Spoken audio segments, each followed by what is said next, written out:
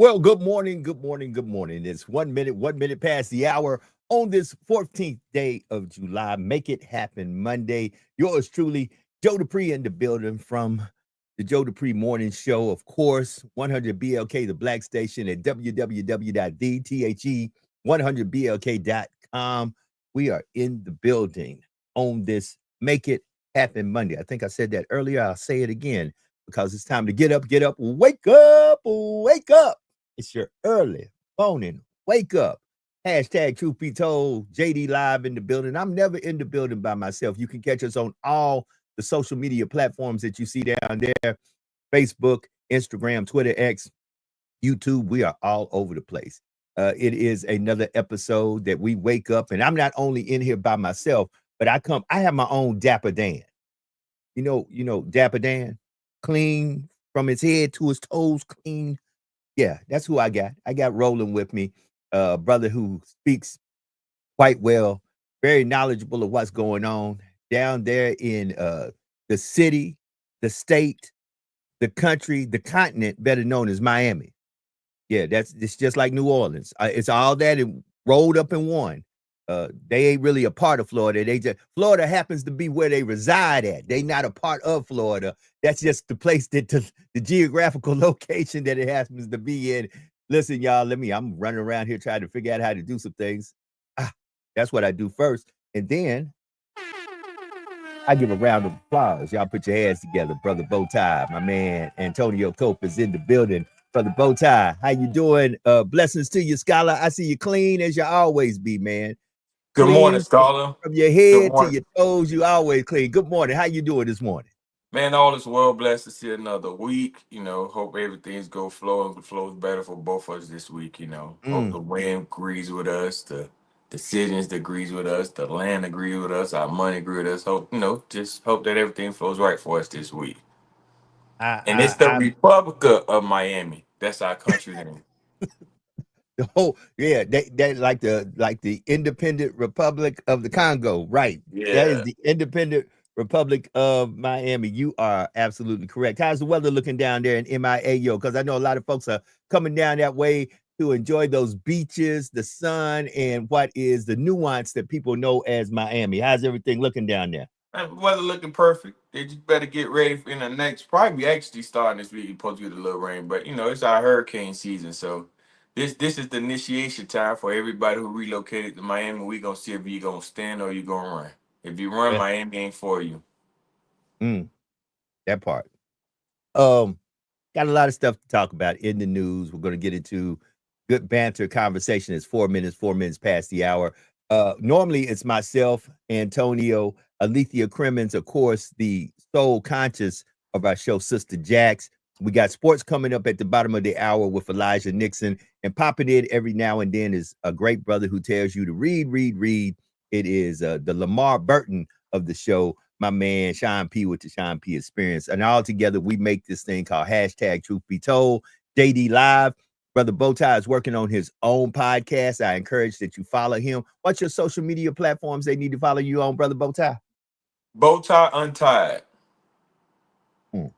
Bowtie Untied on all social media: Twitch, Instagram, Facebook, Twitter. Everything is Bowtie Untied. That part. That part. And if you And if want you to want look to at follow, sorry, if you want to follow the business page, it's Brothers Bow Ties. that's it. Hey, and if you want to be as clean as that brother with a bow tie, that brother has his own bow tie business and his own cigar business. So if you into bow ties and cigars, bro, you ought to open up a lounge. I'm thinking about it. I'm We, thinking about we it. we need to talk about that. We Yeah, need to yeah, hold it. You need to open up, and I need to invest. We need to open up a lounge in Miami, and that's what we need to call it: bow ties and cigar. yeah. I don't know about Miami. I think if we probably go to the next city up, you'll be all right. But Miami, we Okay, have we they need to have find a somewhere to open lot. up. Get ready, Yeah, y'all. We might be lounging before you know it. They got a yeah. great lounge here in Lafayette called Ash to Ash. We'll talk about that later. Okay. Um, in the news, one of the things people are kind of talking about, but really not talking about, because I tell you, they always keep us distracted when they're getting ready to do something crazy, is they're talking about these Epstein files that all of a sudden don't exist no more. Now, for years, everybody talked about Epstein's got this list, it's been this, it's been that. Now, all of a sudden, certain folks get in the office and they say, ain't nothing to see here. I want to approach this from two different sides. First, let me approach it from this side at 7 minutes after 7. He that is in power normally dictates how things go. I want y'all to think about what I just said. He that is in power dictate how things go. Prime example. A lot of us, just like we do with our children, when our children are doing little ratchet things at a little young age, instead of us correcting the behavior, we laugh, giggle, and we entertain ourselves with what they're doing. And then we get mad when in their teen years, they're not listening to us and not doing what they should do, because you should have checked them at a young age instead of laughing and sitting there and making them feel like that was normal behavior when they were a child.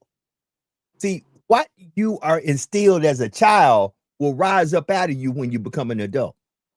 And I want to go from another perspective, because there are folks on here that are children advocates, and I am all for those folks who advocate for children. But I don't think we have a child problem. I think we have a parenting problem. I don't never think the problem is children will do exactly what we did when we were a child. And the only difference between children now and children then is how the parents was parenting us. See, we called it being too strict. But being too strict, Brother Bowtie, I didn't get, listen, in my 58 years of living, I've been into some trouble, but I ain't been into no big, deep trouble. And I think that sometimes is contributed on how a child is raised, and if there is one or two parents in the equation, because it can be one parent in the equation, and the child can still turn out to be all right if the parent knows how to parent correctly. Now, that's up to debate what is correct parenting. But as we pay attention to, like I said, going back to he that is in power, if I'm Donald Trump and my name is on that Epstein list that is out there saying that Epstein was catering young girls who were underage, anywhere from the age of 13 to 17, to cater them to have sex and be in these parties with me, if my name's on that list and I'm the president of the United States, of course I'm not going to let my FBI investigate that. To be exact, I'm going to tell my FBI director as soon as they find the list that my name's on it, this list don't exist no more. Elections have consequences, family. And y'all was sitting here talking about, oh, elect Donald Trump, especially some of you who also had got in trouble, because all of a sudden him getting in trouble made y'all feel like he was one of y'all. Oh, yeah, he's just like me. He's a felon too. Brother Bowtie, I'm going to let you speak on this for a minute. Go ahead. Yeah. So you got to look at first off, who we're dealing with. We're dealing with the guy that made Puff Daddy just look like someone who committed a little sexual act by calling a woman beautiful. The Epstein files, from some of the things that I came across, oh my God. It made Diddy look like he didn't even do nothing that bad. Really. I'm being honest with you. And I tell you how bad the files is. I think it was Joe Rogan was reading it last week and he started crying. And he didn't want to read it no more. And based off what he read and based off his comment that he said, and he said, this is our president. Nothing else needs to be said. But on the flip side of that,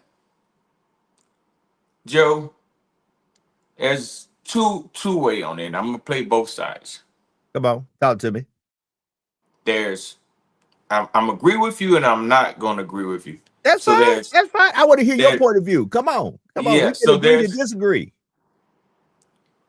These days, you have this prostitution mindset that one majority of our women use, and no disrespect. Trust me, I ain't trying to disrespect women. Y'all can just understand the truth. Y'all see where I'm going at. As well as some fathers use as well. So what you're seeing now is that parenting, these new parents, they're using their kids as another revenue and saying, hey, go over there to Epstein Island.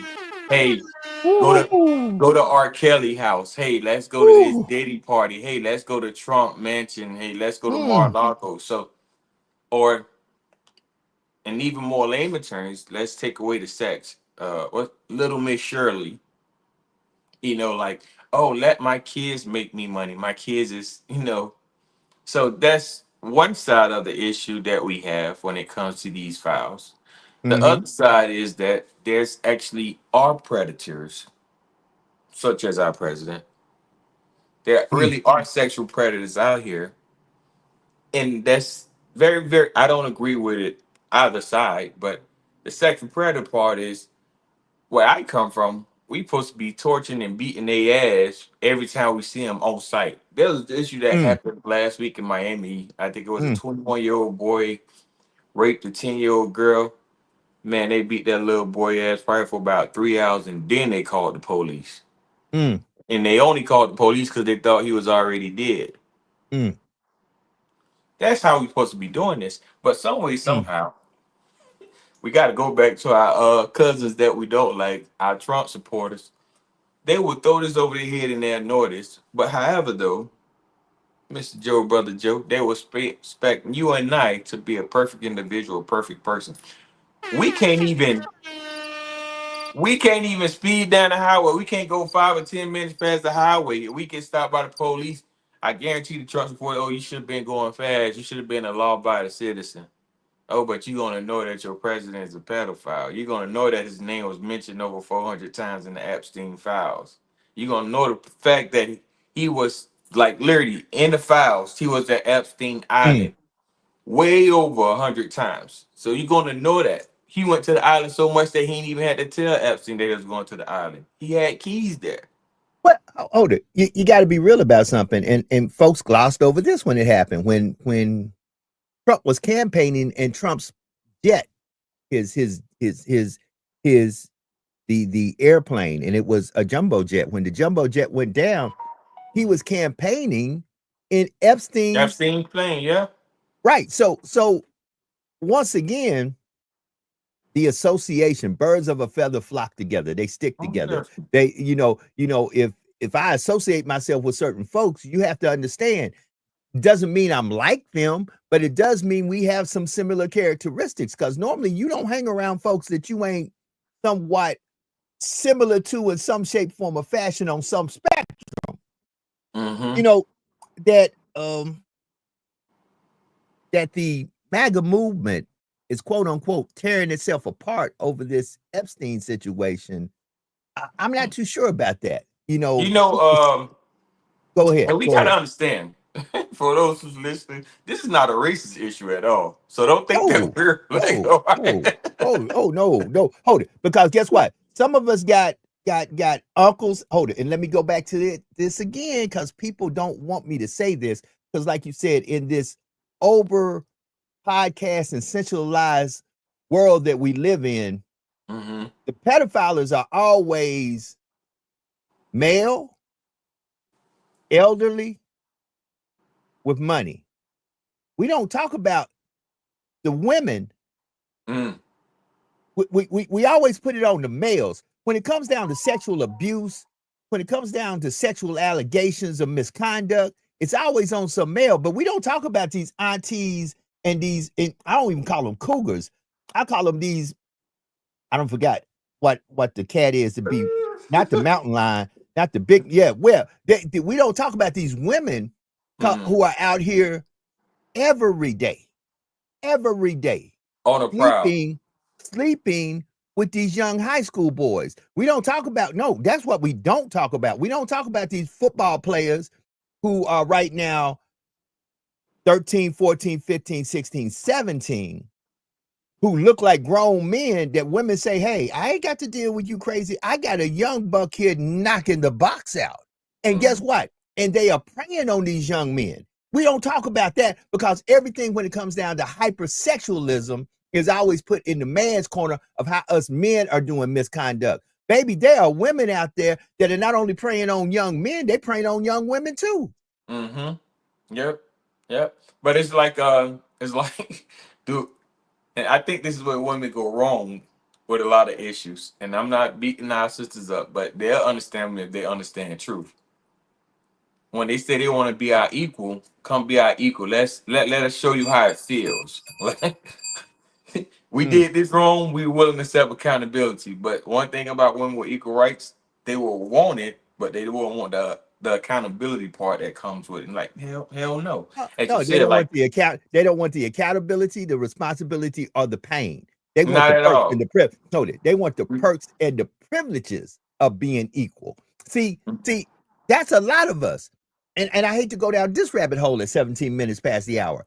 A lot of us, all we want is the perks and the privilege. We don't want to go through the process. We damn sure don't want the pain. And we don't want to deal with the accountability and the responsibility of having the burden of carrying this weight when you decide to sit in a certain seat.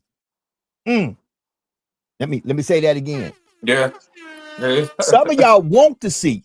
Y'all want the perks and the privilege of sitting in the seat, but y'all don't want to go through the process of sitting in the seat. You damn sure don't want to go through the criticism of sitting in the seat. You don't want the accountability or the responsibility, and you don't want none of the pain. What you want is to sit in the seat to say, look at me sitting in this seat. And that's on many levels. We can Even go the down a level that lot. me and you, We the can go seat down a that me lot and of you just left. hold it. We can go down a lot of rabbit holes and a lot of places with that. But what we Yeah. use this is to make you understand this. Everybody see you when you in the seat, but they don't know what's going on behind the door and what you have to do while you in that seat to keep the seat functioning. Some of us have the natural gift to make it look easy. Because if you sit in the same seat I'm sitting in, you're going to be like, how in the world did they do this? How in the world? Because some of us have the natural gifting to make certain things look easy. Like, for example, let me use this. There's a lot of conversation talking about what happened with Essence and the Target sponsorship. Once again, family, I'm all about collaboration. I ain't about competition. Right is right, wrong is wrong. And when it comes down to us raising hell about Target, why ain't y'all raising hell about reparations? I wish y'all would raise as much hell about reparations, which everybody else has got. We've given reparations to the Jews. How many of, hold it, wait a minute. How many of us Americans put Jews in concentration camps? How many of us Americans gassed the Jews? I need an American to raise their hand and tell me, why did we cut a reparation check to the Jews? It's funny you mentioned this. It's We had funny you nothing to do mentioned with the this, Joe. concentration camps. Joe, it's funny you mentioned this. No lie, I got in a conversation Saturday morning while smoking a cigar. And I said, man, in our community, we're talking about my business. And I was telling them, like, I haven't hit $1 million yet. I said, in fact, I haven't made over $150,000 yet in 1 year. And I said, really what I need, just need to go trendy, go viral. And I said, I'd be all right. And then we got in discussion about life issues, racism, stuff like that. And I said, it's funny you said that, Joe. I said, you know what? If we make reparations trendy, I think we will get our money. We will make everything else trendy besides reparations. We'll make a line dance trendy. Okay, Where them fans at? right. Hold We'll on. make a rap song. What is right now? The Clips album. That's trendy. Okay, But for hold on. some reason, We won't make reparation. Listen, no. Brother Marcus Allen said perks and privileges has a price. And the question is not can you pay it, but can you afford it? So let me I'm glad you asked that question, Marcus. I like to go down this rabbit hole. Notice this. Please notice this, family, for those of you who do pay attention. And for those of you who not pay attention, y'all don't give a damn who in the White House, who in the outhouse, who in any house, because y'all really don't care. Long as you get your Section 8, long as you get your food stamps, long as you get what you need to get from the government, you don't care who's in power. That is soon about to change with this big, beautiful bill, because a lot of stuff you were getting, you won't get anymore. But back to Brother Marcus and what he said. It ceases to amaze me that when the Republicans are not in power, not in the White House, not in the Senate, not in the House of Representatives, all they talk about 24/7 is fiscal responsibility. When Joe Biden, Kamala Harris was president and vice president, all the Republicans talked about was how they are spending us into debt. However, once again, if you pay attention, that was when They were not in charge. The other party was in charge, and they were always pointing to you, showing you how the deficit of this big, beautiful bill just blew the deficits out the water. This is the biggest deficit ever. Once again, it's only a problem when I ain't in power. When I'm in power, I can spend, and I don't want you to look at what I'm spending, because what I'm doing is to help, is quote unquote, don't talk about that because I'm helping me and mine. Let's just be very honest about something here. The Republicans are spending more money than the Democrats ever spent. The issue is the Republicans know how to mask their spending behind family values.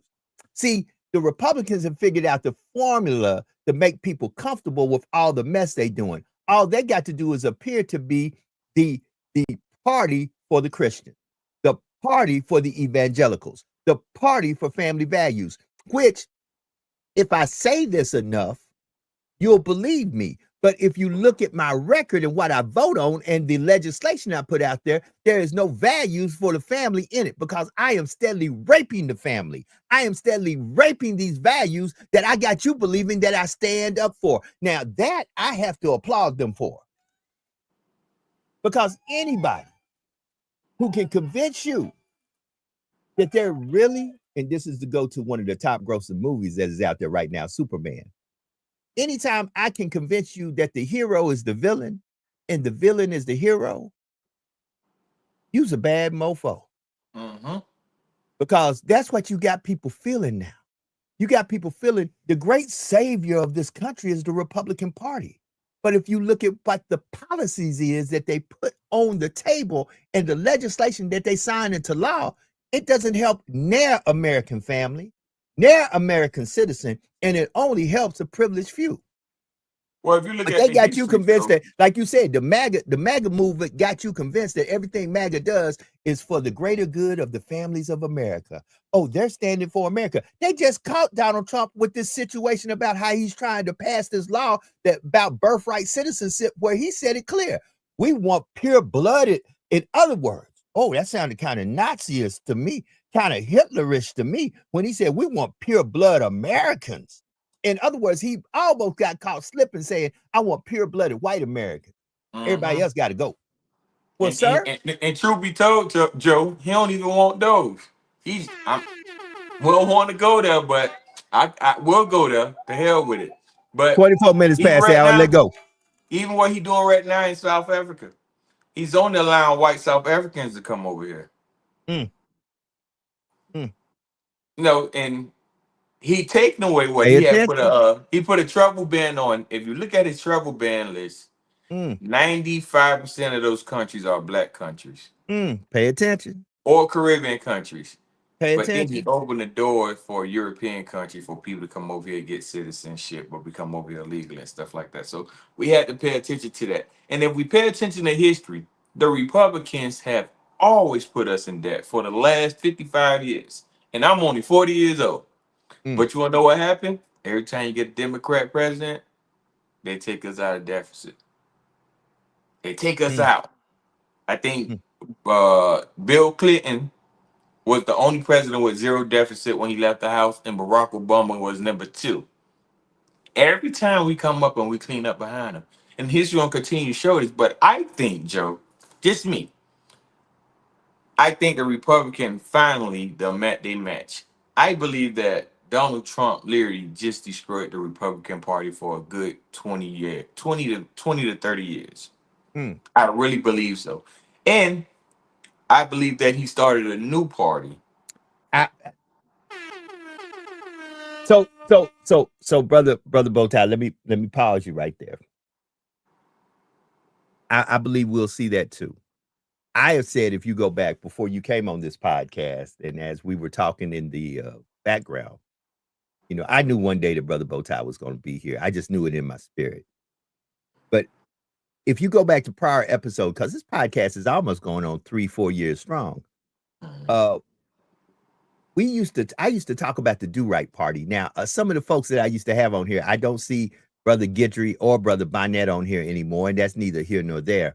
I understand that maybe one element had moved away that they felt was quite entertaining to them. And But still, the truth is going to be the truth no matter who the panel is. If one day Joe Dupree ain't on hashtag truth be told, somebody going to grab the banner and keep rolling with it.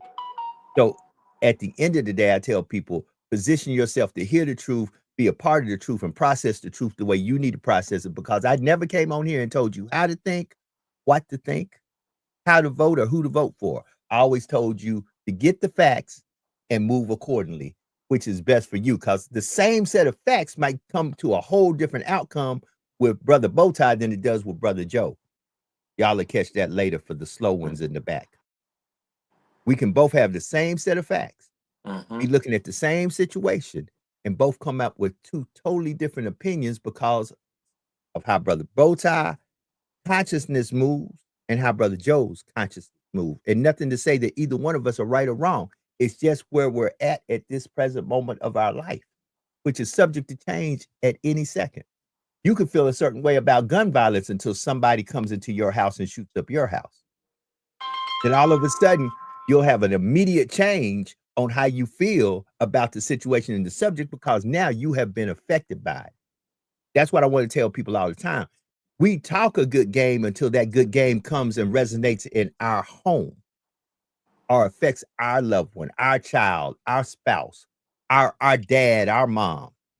See, everybody has an opinion until that opinion comes home and sits down and starts roosting eggs in your house. Then all of a sudden, your opinion can change real quick.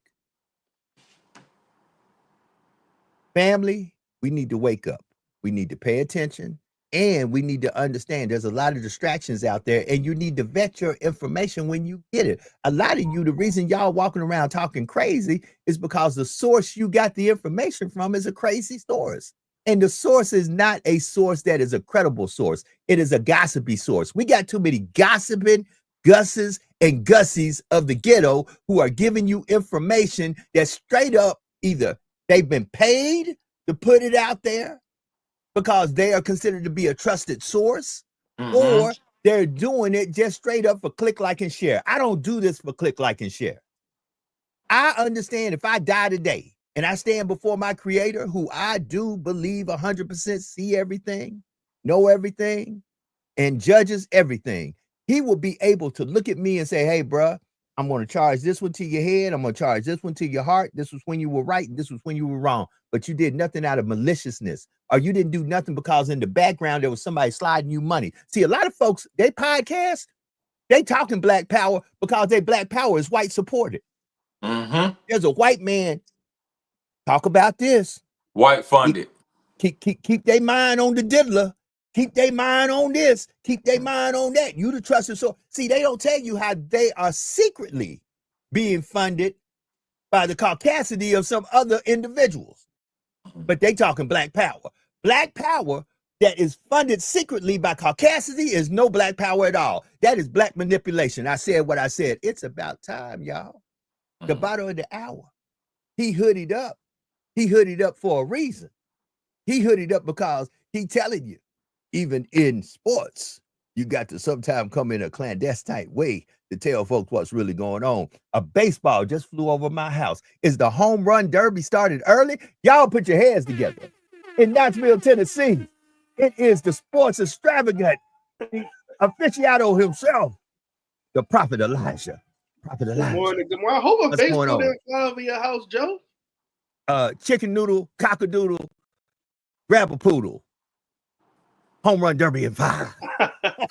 Well, speaking of that, man, I mean, something what I had to cover last night. Tennessee was on a roll in the draft last night. They had 4 guys on the first round, 8 guys overall to go in the first 2 rounds. They were on a roll last night. But outside of that, I gotta ask y'all. So to get to the NBA world, LeBron James' name has been in the trade block, the trade circuit, I should say. 4 teams have been interested. I heard it was the Warriors. Give me the 4 teams. What the 4 teams that need that boy? Give me the Warriors, the Clippers, Dallas, and I want to say the last one was Cleveland. So they've been calling and asking about LeBron, and LeBron said he hasn't indicated that he wanted to leave. But let's be honest. I know LeBron is LeBron. You know, he will always be my favorite player no matter what happens. Well, let me rephrase this. He'd be the best player that I ever watched. Not my favorite player, the best player. There's 2 different things. I always separate them with 2 different things. But Business is business. Dude, you're 40, about to be 41. They went to go get Luka to build around him. But I think he feels some type of way because they're not, working with him throughout these business decisions that they're making. Now, for y'all, I gotta ask y'all a question. I know LeBron is LeBron, but are the Lakers handling this the right way? I mean, letting him finish out his last part of his contract, or if he decides that he want to be traded, they can let him be traded. Are they handling this the right way, or they should just let LeBron be? Hey, this is LeBron. You do what you want to do. Come back and we'll give you another 100 million. As you said, LeBron is LeBron. He's a different, Mm-hmm. way different beast. Like nobody dealt with a player like this. Very unique. And I'm 40 years old, so when I was in high school, LeBron James was glorified in high school. Like when people talk about the GOAT, I'm a LeBron fan, but I love Michael Jordan as well. And most people talk about Michael Jordan, never even watched him play, but I watched both of them play. But when it comes to this GOAT argument, nobody can tell you what high school Michael Jordan played for. Nobody even knew who Michael Jordan was when he was in high school. But anyway, back to the matter. I think LeBron James and the Lakers, I think the Lakers doing what they're doing right because I think now the owners dealing of the asset part of it, like their business wise. I don't think the Lakers ownership don't even care about a championship right now. Right now, it's a money thing. Like the revenue that LeBron James gonna bring if he actually decide to stay and possibly retire in Lakers. That mean every game gonna be sold out. Now on the flip side, I think it'll be very beautiful for him to go back home to Cleveland and retire at home. I think that would be a beautiful thing. But no, try to give his city one more championship. But I think the Lakers doing what they need to do. I'm like it's money. When you own a business and you understand how business operate, like sometimes you don't really care about the win or loss. You just care about the profits and gains. Like I give you a prime example. My team, the Miami Dolphins. We haven't won a playoff game in 20 years, but our owner, Stephen Ross, think he care to know. He made close to $3 billion every year off the stadium. He don't care whether they win the Super Bowl or don't. That's land yap. That's as they say in Louisiana. That's extra. And see, and you brought up something, brother Bowtie, that in sports we need to pay attention to. Brother Marcus Allen said that LeBron is the face of the NBA. So understand this: no matter where LeBron go, there's going to be a lot of money that go with him. And there's going to be a lot of money that shows up when he shows up. If he stays in LA, the money stay in LA. But if he leaves from LA, that money leaves with him because all of a sudden you got merchandise, you got marketing. There's a lot of money that moves with LeBron. And when you talk about the money aspect and the economic impact, that's where you got to pay attention. Because at the end of the day, that means nothing to LeBron because LeBron, like anyone else, never gets enough money. But now it's about his legacy. What do we say of LeBron? I can say that now because I just left Chicago. I just left the brother's funeral. And in that whole funeral procession, guess what I said? What will they speak of me when I leave? And that's where LeBron's at right now. What will they say of me when I'm no longer here? I have to agree with brother Marcus Allen in the comments. He said Dr. J was the face, then it was Michael Jordan, and now it's LeBron. And that's the truth. And be honest with you, the GOAT argument is very interesting. But if we're honest, LeBron James can actually play 2 or 3 or 4 more years if he decides to because he's in good shape. There's no debate whether or not he could put up 20 or 30 or 40 points at the age of 40. Yes, he could still do it. Yes, he could still dunk. And yes, people still scared to get underneath the basket. But I think, as Brother Joe said, is legacy. I don't even think LeBron James gonna retire next year. I think he's gonna stay until Bryce get in the NBA. And that's gonna be his champion. That's gonna be his challenge. And I actually think that would be a great duel only for 1 year because Bryce is I'm not hating on our brother Bronny, but Bryce is a way more aggressive player than Bronny. Bryce, he's already dunk in front of a free throw line. Like he's a beast beyond measure. So I think that's what LeBron wants. And I think his legacy will be fulfilled knowing that he can walk away. He made sure that his kids made an NBA and his kids was great. Because then he'll have a 100% turnover rate. All both his sons made it in the NBA. Hey, I agree. I think that'll be his last thing too. And I think that's why I think he should keep his options open of, opting and opted out, because I think wherever Bryce is selected, I think that's where he would finish his career. But with that being said, if we're talking about LeBron James' feelings, I don't think he should be affected at all. I mean, you have nothing else to give to the game. You won 4 championships, you won MVPs, you won All-Star. You have a lot of All-Star appearances, a lot of first team.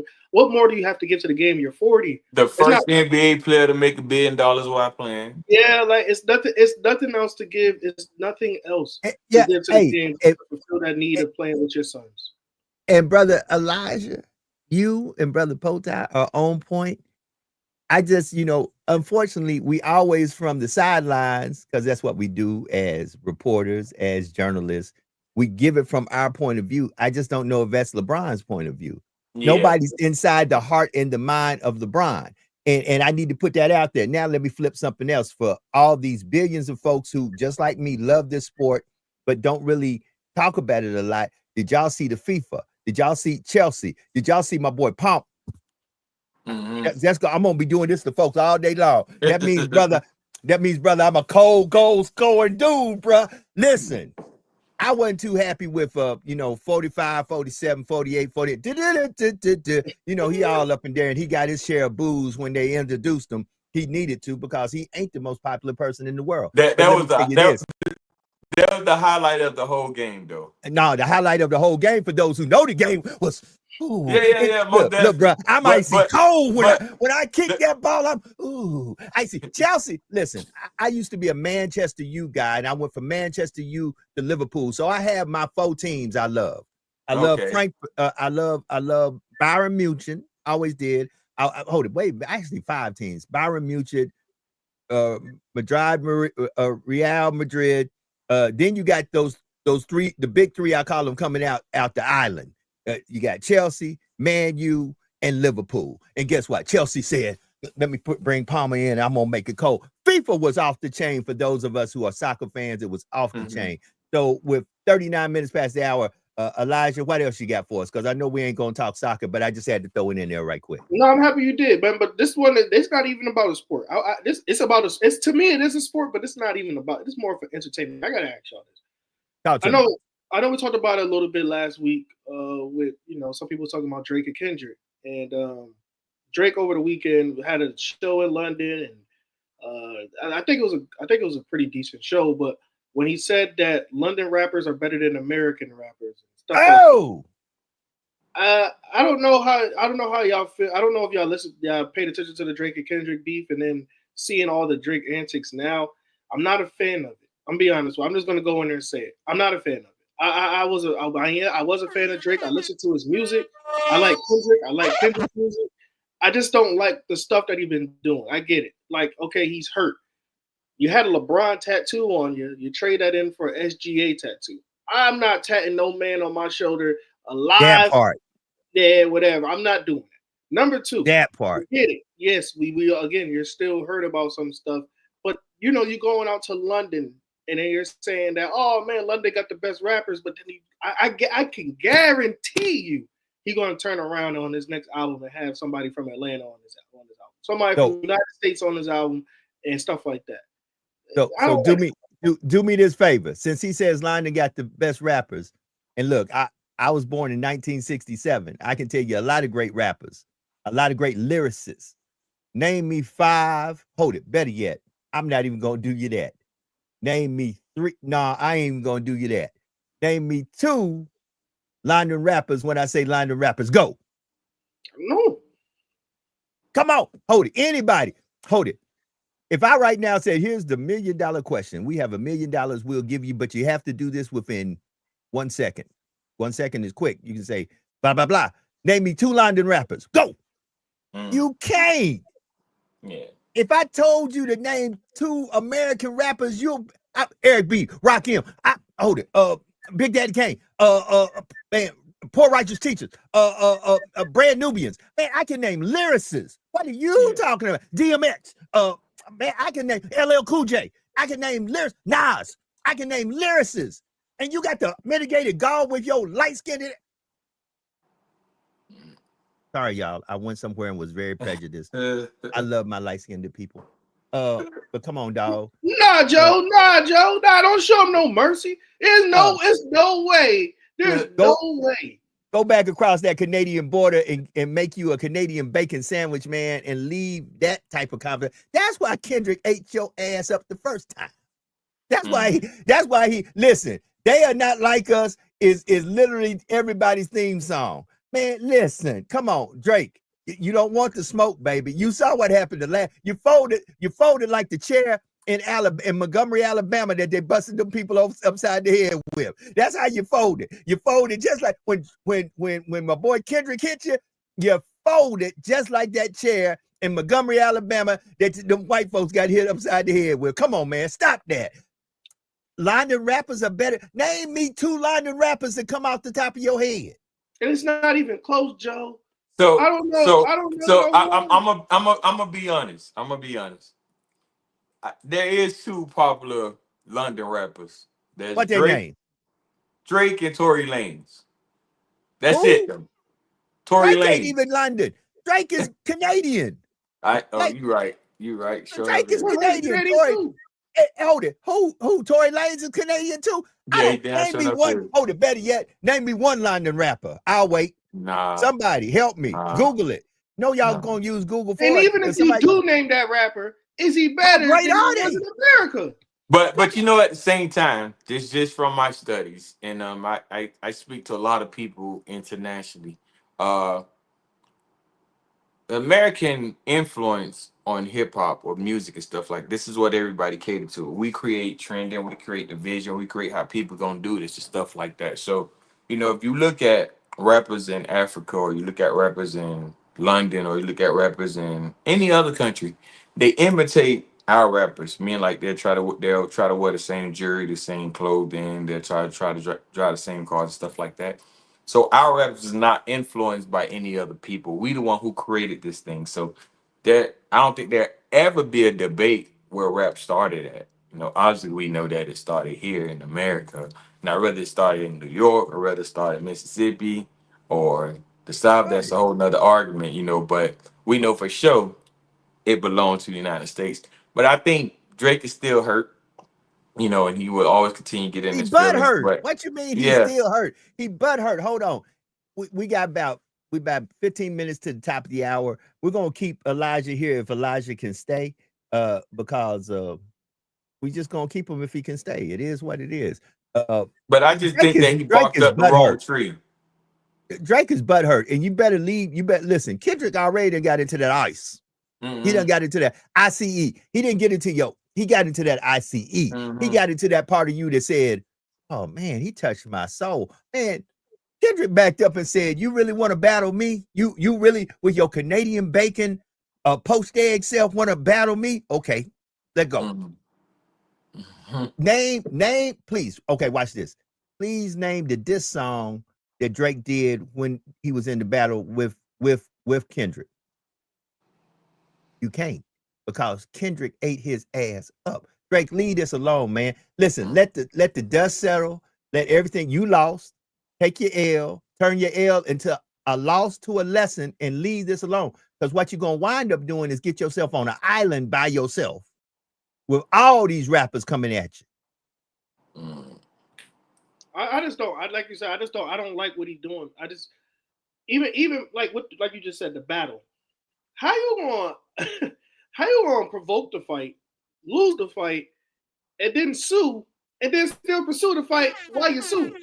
Hold it, stop. No sense to me. Stop, because he do what a lot of us do on a very small level. That was a big level. On a small level, a lot of us black and brown folks set the fire and run out the building swearing to God that we the burn victim. Mm-hmm.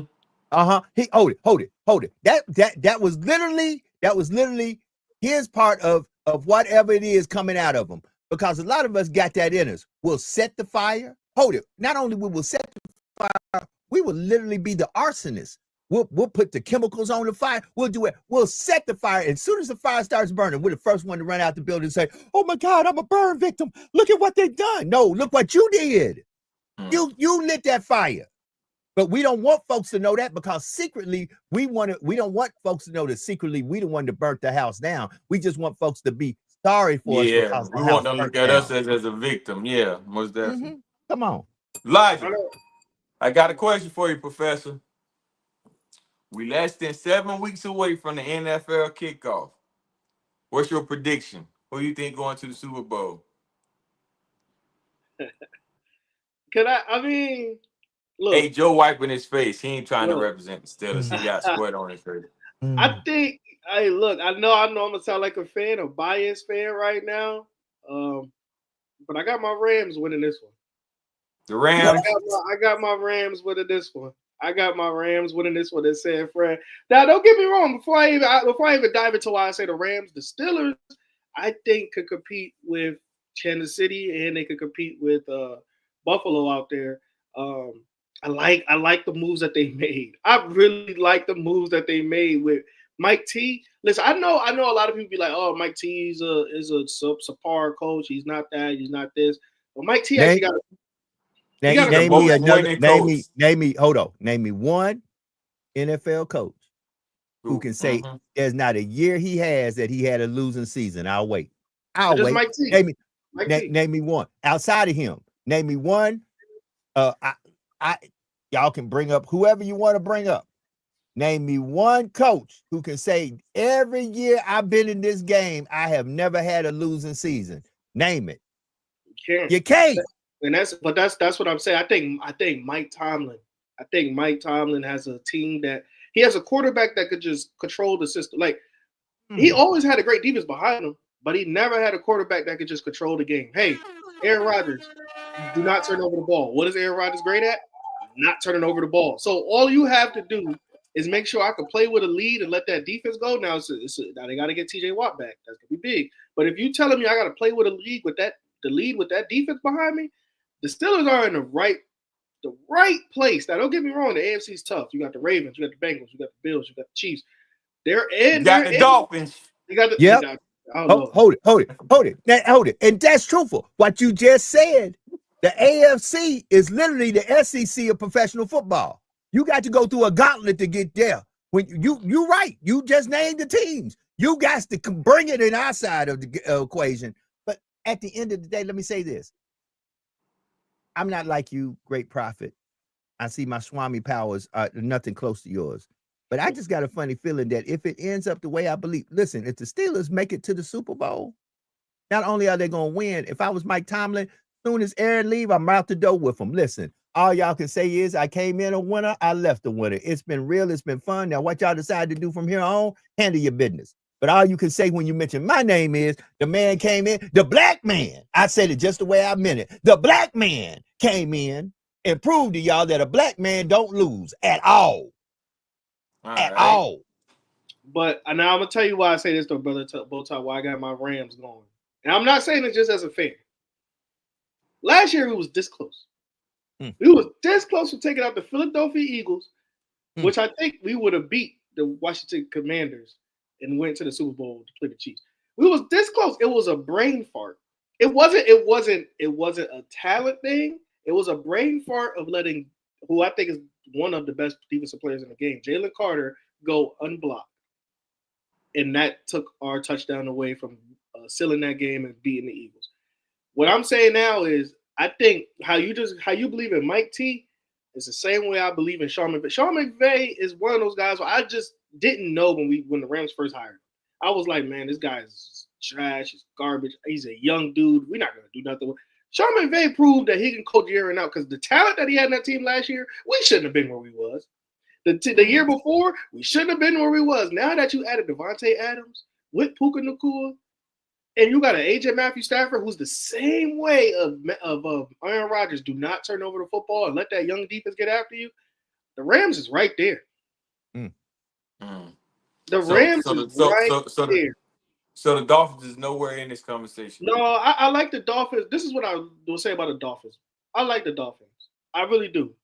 But I just don't believe in Mike McDaniels as much because I feel like I'm gonna be honest with you. I'm a Dolphin fan. You know what I call Mike McDaniels? what? Jeffrey Dahmer's son. Yeah. Whenever he mess up, I'd be like, man, get Jeffrey Dahmer's son off the sideline, man. What we doing with ourselves? But I believe that I believe we had another coach. At be honest with you, if we had Mike Tomlin, the Dolphins would have won Super Bowl ever since they had Tua and ever since they had Tyreek Hill. I just feel like Mike McDaniels can't control that. He had so many personalities in that locker room last year. It's not even personality. Mike McDaniel is only about 2 or 3 years older than most of those guys, and he's younger than some of them actually. Well, now he's going, but I know he was younger than the D lineman that we had that went back to but he wants to be cool with them. He's like the only NFL coach who want to wear Rolexes, have some off-whites, like he wants to be cool with his players. Like, and it's like a parent wants to be cool with a child. Like, nah, I'm always gonna be your parent. I'm gonna fuck you up when I'm 55 and you 38. Like, I'm still gonna punch you in my tech, boy. You know better. Don't play with me. I'm not gonna be your friend. And I think Mike McDaniel's mindset is he wants to be his players' friends. He wants to drive around. Hey, what y'all doing? Yeah, let's link up at Tour House. Let's have a barbecue. Let's all bring out our Lamborghinis. Let's go drive. Hey, at 7 minutes to the top of the hour, you got a good point there. And see, in the evolution of life, sports, and conversation, we have to understand. Look at. Okay, let's go through this. Elijah, what year were you born? 90 what? 95. 95. What year were you born, Brother Bowtie? 85. 85. I was born in 67. See the evolution of conversation and the way we look at things? I look at things somewhat similar to Brother Bowtie, and I look at things somewhat similar to Brother Elijah, but I see things differently because of the time that I was born and the season I was raised in. As we get 6 minutes to the top of the hour and we come out of sports and we get ready to come toward the close of the show, understand everybody has a season that they were raised in that is totally different than sometimes the season that of the person that you're communicating with. And you have to respect that. See, I have to understand that there are some things that Elijah has seen, experienced, and go through as a young man, as an adolescent, as a teen, as a grown man that I didn't go through because I didn't have some of the tools at my disposal that Brother Elijah did. Brother Elijah grew up with this all his life. The world has literally been in his fingertips from the moment that he came out the womb. At a Virgin Mobile. Right. Hold it. Virgin, no pun intended. No pun intended. But from Virgin Mobile to where we at, hey, on the other hand, if I went back to childhood me and could watch childhood me right now, I had some National Geographics, may have had a few Time magazines. Sports Illustrated was big. That's how I really got caught up into the sports scene, by reading Sports Illustrated. And I used to see this is Howard Cosell speaking for sports. Today, family, we're here to get the rumble in the jungle beginning. I'm here sitting with the one and only Muhammad Ali. Muhammad, talk to me. What do you plan on? And Ali would be like, let me tell you something, Howard. You keep on talking crazy. I'm going to come up in here. Not only am I going to bust him in the mouth, but I'm going to bust you in the mouth too. That's how it's going to go. I done told you I float like a butter. See, we were rhyming long before Shay Shay came rhyming his rhymes. We got stuff we can reflect on, but guess what? It's just the evolution. Things have evolved because what doesn't evolve becomes extinct. Family. I have a question for you, Joe, before we get off. Talk to me. So there's 3 branches of government, right? Yes, sir. We have the legislative, the executive, and judicial, right? Yes, sir.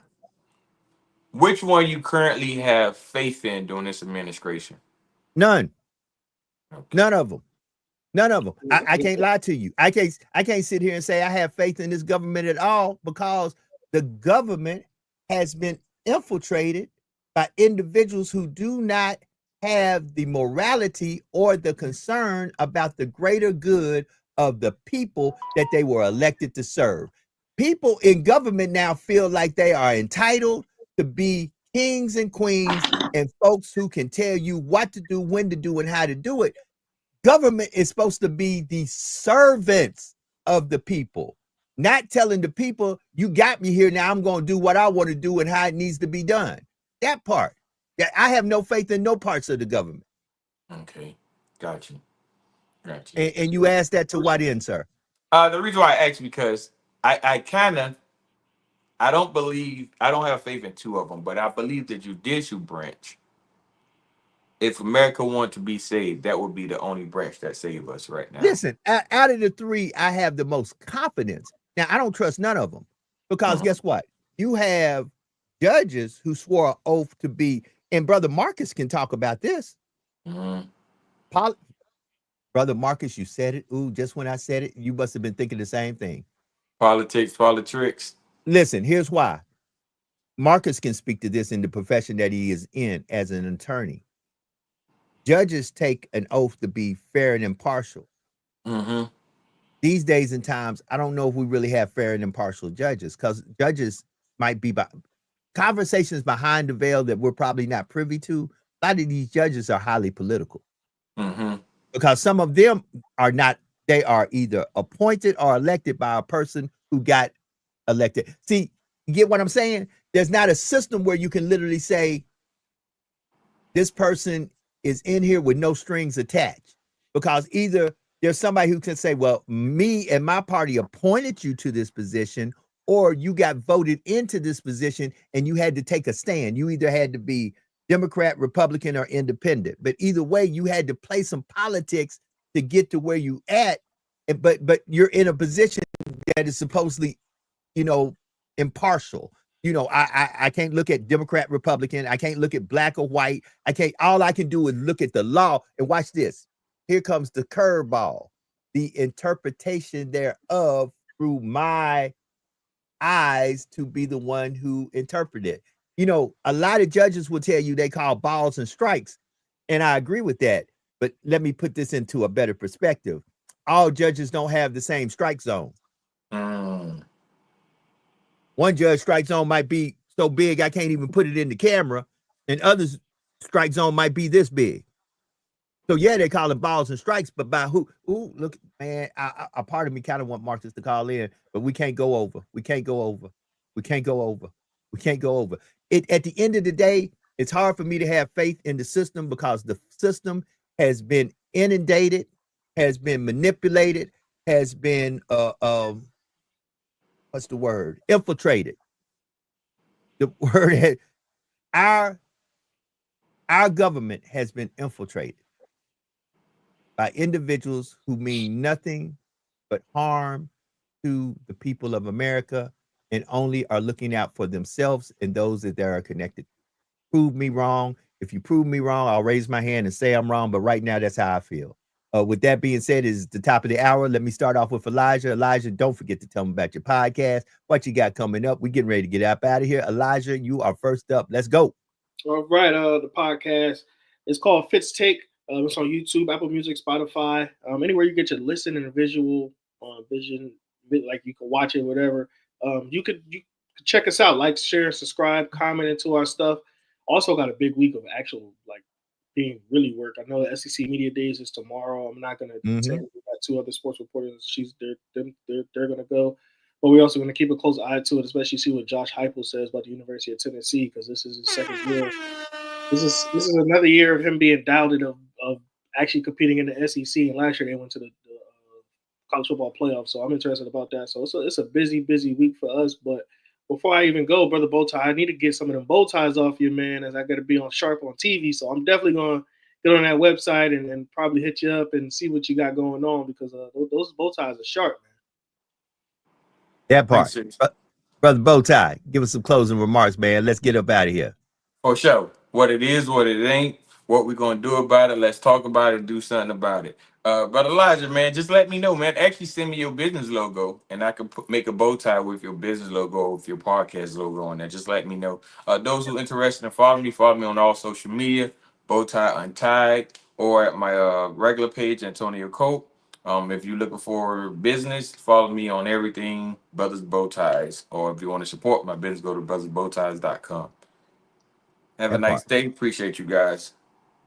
So it's last but not least me, and on the behalf of the day was the men's only Make It Happen Monday version of hashtag Truth Be Told, JD Live, and on the behalf of our two lovely sisters who are out there doing their thing. Alethea is traveling to Ohio. We pray traveling grace for her. Of course, Sister Jax taking care of doing what Sister Jax does, and that is being a wonderful wife to her husband and taking care of the family and out there doing the thing. They'll all be back tomorrow.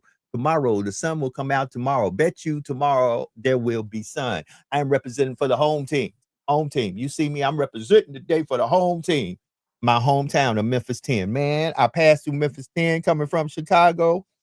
And Lord have mercy, my mother in love, the last woman that my father was married to, is in California. So Sherlock, it was good to know that you're doing well out there in Cali. Nothing but love for you, family. I end every podcast the same way. Be better today than you were yesterday, and do something today to be a blessing to folks without expecting any type of payback from the blessings you give. And always remember that there is absolutely no secret what God can do. What he has done for others, he willingly can do for you. For when God is with you, nothing or no one can stand against you. Y'all be blessed. We'll be back tomorrow for Tell the Truth Tuesday. On the behalf of Brother Bowtie, Elijah, Sister Alethea, Sean P, Sister Jackson, myself, this is hashtag Truth Be Told, JD Live, and we're out of here. Peace.